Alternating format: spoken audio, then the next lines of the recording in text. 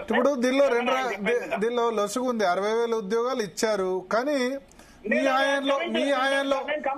హయాంలో ఇచ్చిన వాటి కూడా ఆయన నేను ఫాస్ట్ గా రిక్రూట్మెంట్ కంప్లీట్ చేసే ఇచ్చా అంటున్నారు అన్న. ఇప్పుడు ఎట్లుంటది అంటే వెనకట్టుకో సామెత ఉన్నది, ఏ దొడ్ల కడితే నా దొడ్లే ఇంత చాలన్నట్టున్నది రేవంత్ రెడ్డి ముచ్చట. నిరుద్యోగులకు రేవంత్ రెడ్డి గారు ఇచ్చినటువంటి ఒక ప్రామిస్ ఏంటి అంటే వారు ఇచ్చిన యూత్ డిక్లరేషన్ లో చాలా స్పష్టంగా 2 లక్షల ఉద్యోగాలు in state government sector in 1 year అని చెప్పడం జరిగింది. దాంట్లో ఆయన అధికారంలోకి వచ్చిన తర్వాత రేవంత్ రెడ్డి గారు 29 ఫిబ్రవరి 24 నాడు వారు పాత నోటిఫికేషన్ ను రద్దు చేసి 1162 టీచర్ పోస్టులకు భర్తీ చేసినారు. పాత 5,089 ఉంటే దానికి కొత్తవి కొన్ని యాడ్ చేసి మొత్తానికి 11,062 ఉద్యోగాలు ఇచ్చినారు. ఇది ఎడ్యుకేషన్ డిపార్ట్మెంట్ లో. హెల్త్ డిపార్ట్మెంట్ లో 28/6/2024 నాడు civil assistant surgeons 435 notification number 1/24. Assistant professors in health department notification number 2/24 dated 4/7/2024 vacancies 45. Lab technicians in health department grade 2 2050, అది కూడా 11 సెప్టెంబర్ 2024 నాడు ఇచ్చినారు. నర్సింగ్ ఆఫీసర్స్ నర్సులు 18/9/24 నాడు 2050 ఉద్యోగాలు, ఇది కూడా 4/24 నోటిఫికేషన్. ఫార్మాసిస్టులు నోటిఫికేషన్ నెంబర్ 5/24 డేటెడ్ 24/9/24 వేకెన్సీ 633. వెరసి మొత్తం కనుక తీసుకున్నట్టయితే 11,202 మాత్రమే రేవంత్ రెడ్డి గారు 18 నెలల అధికారంలో గుర్తించి తానిచ్చినటువంటి ఒక నోటిఫికేషన్లు ఒకటి. అయితే ఆయన గత ప్రభుత్వం కేసీఆర్ గారు గుర్తించినటువంటివి, నోటిఫికేషన్లు ఇచ్చినటువంటివి, రిక్రూట్మెంట్ ప్రాసెస్ ఉన్నటువంటివి అన్ని ప్రోగ్రెస్ లో ఉన్నటువంటి వాటన్నిటిని కూడా తన ఖాతాలో వేసుకొని 100 కోట్ల రూపాయలు ఖర్చు పెట్టి తాను ఉద్యోగాలు సృష్టించినట్టు, తాను ఉద్యోగాలు ఇచ్చినట్టుగా దానేమంటారు ఎల్బీ స్టేడియం సాక్షిగా అపాయింట్మెంట్ లెటర్లు ఇచ్చి ఏ దొడ్లే కడితేంది నా దొడ్లే ఇంత చాలు అని చెప్పని తన ఖాతాలో వేసుకున్నాడు. దీంట్లో 2 మోసాలు. ఒకటి, ప్రభుత్వం సృష్టించినవి తన ఖాతాలో వేసుకుంటున్నాడు. రెండో మోసం ఏంటంటే తెలంగాణ నిరుద్యోగులకు 2 లక్షల ఉద్యోగాలు నేను ఇస్తా అని చెప్పిండు. ఇస్తా అని చెప్పిన పెద్ద మనిషి ఇవాళ 2 లక్షల్లో ఇవాళ మాట్లాడిన మాటలు మీరు కానీ నిన్న మాట్లాడిన మాటలు మీరు వింటే 1,00,000 ఉద్యోగాలు ప్రైవేట్ సెక్టర్ లో క్రియేట్ చేసిన, 60,000 గవర్నమెంట్ సెక్టర్ లో క్రియేట్ చేసిన. సో దేర్ ఫోర్ ప్రాబబ్లీ ఆ 2 లక్షల ఉద్యోగాల్లో ఇంకొక 40,000 ఉద్యోగాలు ఇస్తే నా టార్గెట్ రీచ్ అవుతుంది అనేటువంటి ఒక భావనను స్ఫురించే విధంగా మాట్లాడుతా ఉన్నారు. ఇది ఇంకొకటి ఏంటి అంటే క్యాలెండర్ డిక్లేర్ చేస్తా అని చెప్పారన్నారు. మేనిఫెస్టోలో స్పష్టంగా అంత అద్భుతమైనటువంటి ఒక గ్రూప్ 1 నియామకాలు, గ్రూప్ 2 నియామకాలని డేట్లతో మీరు ఇష్టం వచ్చినట్టుగా ఆ రోజు అభయహస్తం మేనిఫెస్టో అని చెప్పని మేనిఫెస్టోలో పెట్టినారు. మీరు క్యాలెండర్ డిక్లేర్ ఎందుకు చేయలేకపోతా ఉన్నారు? ఒకటి.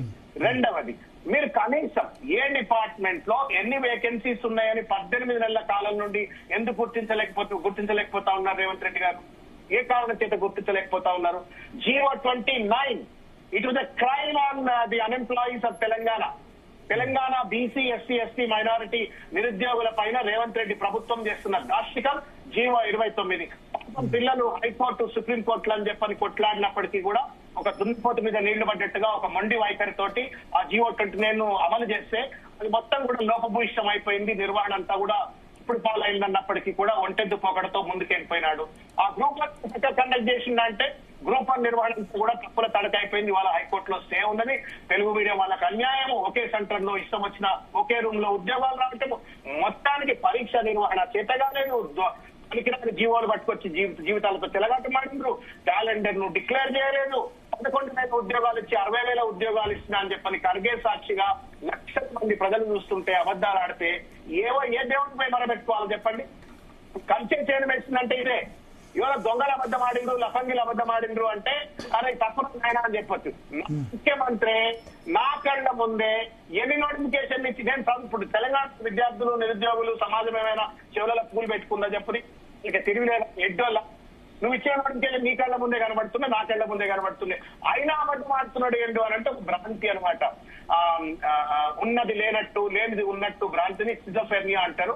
రేవంత్ రెడ్డి గారు ఇవాళ ఆ సిజోఫెర్నియా లాంటి వ్యాధితో బాధపడుతున్నారేమో నాకు అర్థం కావట్లేదు. But in any case it's a betrayal of Telangana youth, betrayal of unemployed and the students of Telangana youth. ఇది మోసం. ఇంకా దీనికి చర్చలు వాళ్ళు ఏమంటారంటే మీరు రిక్రూట్మెంట్ మీ హాయంలో సంవత్సరాల తరబడి జరిగింది. మేము చాలా ఫాస్ట్ గా కంప్లీట్ చేశాం. డిఎస్సి చూడండి 3 నెలల్లో కంప్లీట్ చేశాం. గ్రూప్ 1 2011లో చివరిసారి జరిగింది. దాన్ని కూడా ఇంత ఫాస్ట్ గా కంప్లీట్ చేసి రిజల్ట్ ఇచ్చింది మేము. బీఆర్ఎస్ హయాంలో 10 ఏళ్లలో ఒక్క గ్రూప్ 1 కూడా కాలేదు. గ్రూప్ 2 ఒకటే అయింది. డిఎస్సి చాలా ఫాస్ట్ గా 5,000 పోస్టులు 6,000 పోస్టులు కంప్లీట్ చేశాం. 5,000 నోటిఫికేషన్ రద్దు చేసి నువ్వు 5,000 యాడ్ చేసి 11,000 ఇచ్చినవాడి. నువ్వేమన్నావు ఫస్ట్ ఇయర్ లో 25,000 డిఎస్సి టీచర్ ఉద్యోగాలు ఇస్తా అన్నావు. మరి ఎందుకు 5,000 యాడ్ చేసినావు? 20,000 ఎందుకు యాడ్ చేయలే? మీరు ఏమన్నారు? 25,000 ఉద్యోగాలు నేను డిఎస్సి ఫస్ట్ ఇయర్ ఇస్తా అన్నారు. 25,000 ఉద్యోగాలు ఫస్ట్ ఇయర్ డిఎస్సిలో ఇస్తా అని నువ్వు నోటిఫికేషన్ రద్దు చేసి నువ్వు 5,000 ఎందుకు యాడ్ చేసినావు? మరి voice that you could not no.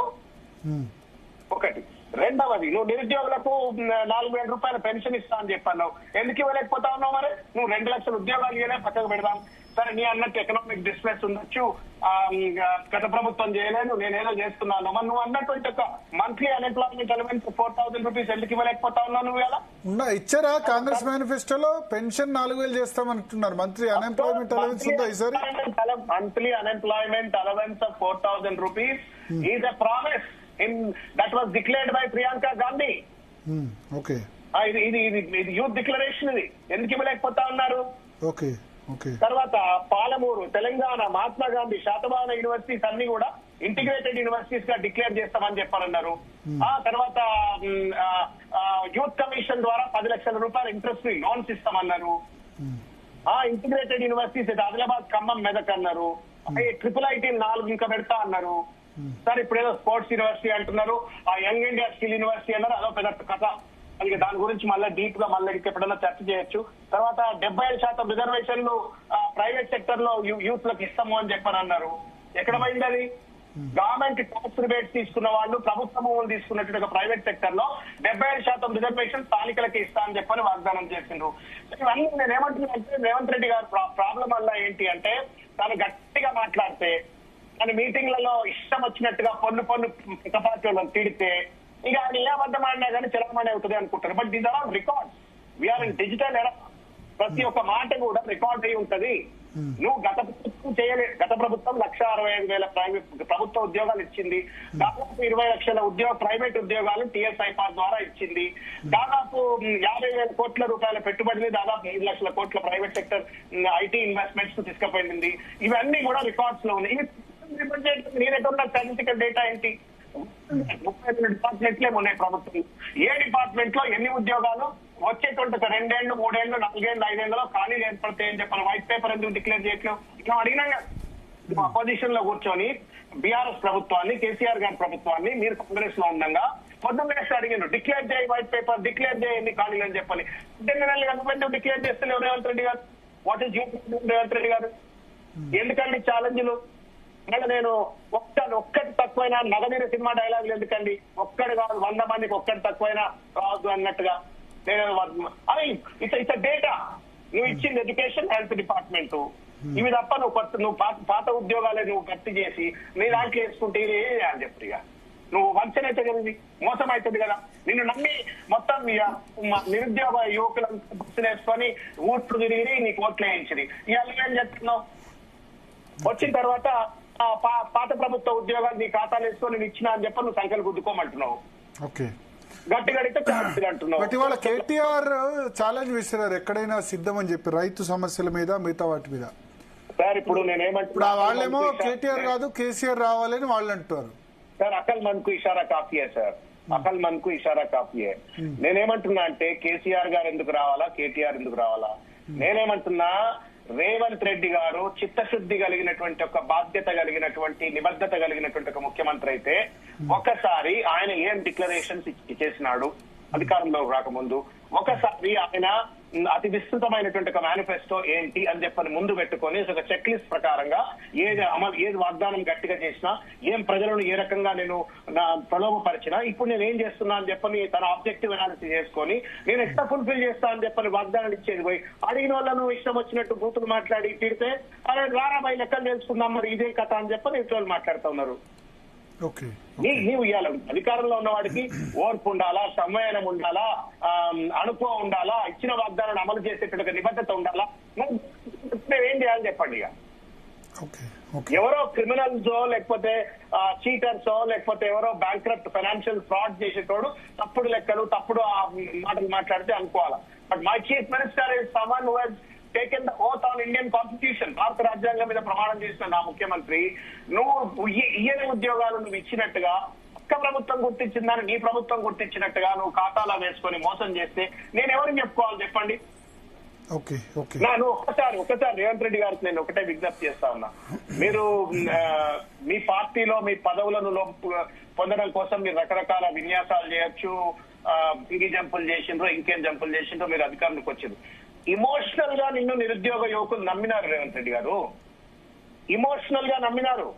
Rahul Gandhi గారు అశోక్ నగర్ చౌరస్తాకు వచ్చి అక్కడ కూర్చున్నప్పుడు రాహుల్ గాంధీ అంటే ఒక మ్యాన్ ఆఫ్ వర్డ్స్ అని చెప్పని నమ్మి రేవంత్ రెడ్డి చెప్తున్న మాటలు నమ్మినా నమ్మకపోయినా రాహుల్ గాంధీ లాంటి పెద్ద మనిషి అక్కడికి వచ్చి కూర్చున్న తర్వాత నమ్మి నీకు ఓట్లేసినారు, నమ్మి నీకు పెద్దవాళ్ళందరినీ ఇన్ఫ్లుయెన్స్ చేసే విధంగా బస్సులు కట్టుకొని యాత్రలు చేసి మరీ నీకు ఓట్లు ఇచ్చినారు. నువ్వు ఇవాళ అబద్ధం లెక్కలు దిక్కడం ఎంతవరకు న్యాయం చెప్పండి. చర్చకు వస్తాడా రాడు, ఛాలెంజ్ స్వీకరిస్తాడా స్వీకరించి పక్కన పెట్టండి. నేను మీలాంటి మీడియా పెద్దలు మీరు ప్రత్యక్ష సాక్షి జరుగుతున్నటువంటి ప్రతి ఒక్క దానికి కూడా మీరు భారత్ గారు సీనియర్ జర్నలిస్టులు మీకు అన్ని తెలుసు. మీరు మిమ్మల్ని ఎమోషనల్ గా నమ్మి ఓట్లు ఇస్తున్నారు ప్రజల.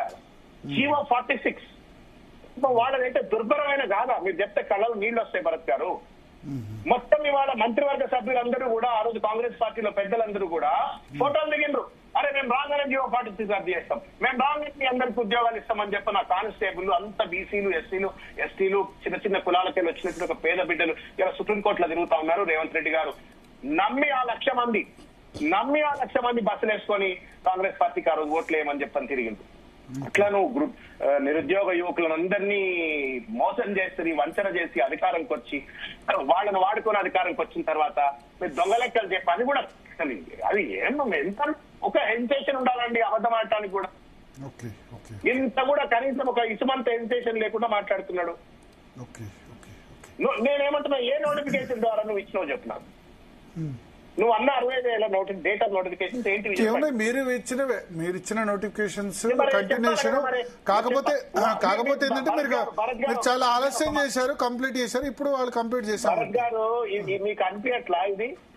నరేంద్ర మోడీ గారు అధికారంలోకి వచ్చి 10-12 సంవత్సరాలు అయిన తర్వాత ఆయన కూడా నేను ఈ ప్రశ్న అడిగితే ఏమంటారంటే వాళ్ళు ఇచ్చిన అప్పులు మేము కడతలేమా, వాళ్ళు ఇచ్చిన అప్పులు మేము కడుతున్నాం కదా, కట్టినప్పుడు వాళ్ళు ఇచ్చిన నోటిఫికేషన్ మాత్రం మాది కాకుండా ఎట్లా పోతే ఫిలప్ మేము చేస్తేనే అంటున్నారు. సరే ఇప్పుడు 1,80,000 కోట్ల రూపాయల అప్పు 18 నెలల్లో రేవంత్ రెడ్డి గారు చేసి కార్డ్ లెక్కల ప్రకారంగా నెలకు 2,000 కంటే దాటినటువంటి ఒక మిత్తి కట్టి నేను 1,80,000 కోట్ల రూపాయలు మిత్తి కట్టినా అని చెప్పని అదొక అబద్ధం ఆడుతా ఉండు, ప్రజలు తప్పుదోవ పట్టిస్తా ఉన్నాడు.